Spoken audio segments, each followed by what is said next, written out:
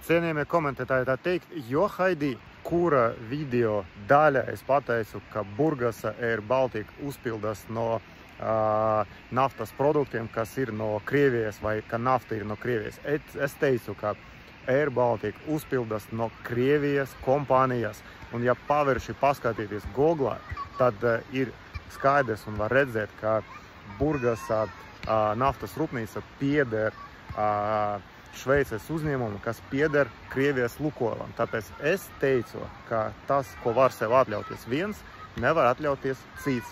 Un Air Baltica uzpildas no Krievijas uzņēmuma Lukoil Burgasa lidostā. Un tas, ka Air Baltica apgalvo, ka tur nav citā no kā uzpildīties, mans reis bija no Dubajas ar pieturu Burgasā. Viņi varēja izvēlēties arī citu vietu.